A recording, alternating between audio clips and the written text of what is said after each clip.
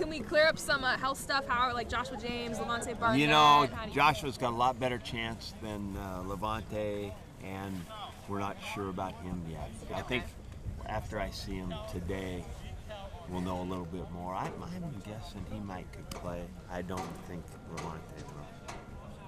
Gotcha.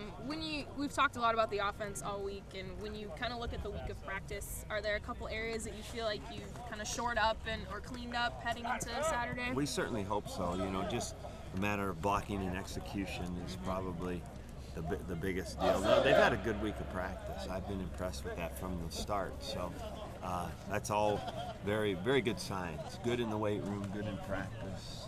Those are usually good indicators of turning our performance around. Jacob Wark, obviously, the Cal-transfer, his only touchdown comes against the Beavers. Yeah. Are you guys planning some sort of retribution for him to get a touchdown against the Bears? I think it'd be fitting, wouldn't it?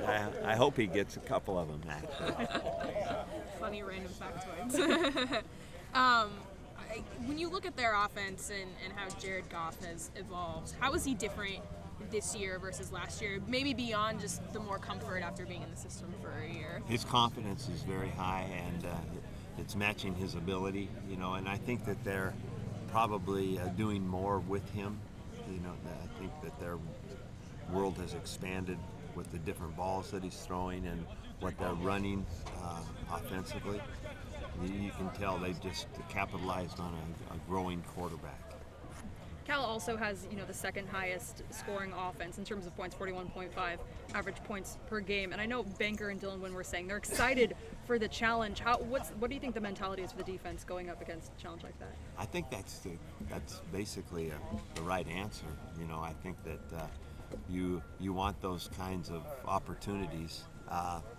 There's a lot of different things to contend with because Cal, even though they're known for Goff in the passing game, they are a pretty versatile team. Running the ball, quarterback running the ball, the variety of things they do. Some of their passes are really like extended runs. So they have a good offense that provides a lot of opportunity for a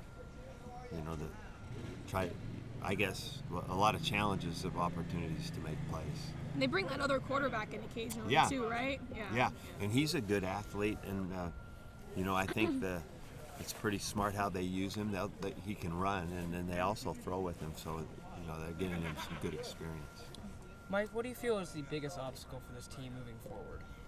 Well, I think probably we've got to be more dynamic and score more points offensively. We're going to play a couple teams here back-to-back that score a lot of points, and so I think that moving the ball consistently, scoring points is going to be real important. I think our defense will play well, but against teams with this kind of offense, you're going to have to match it somewhat. So I think that's a big issue.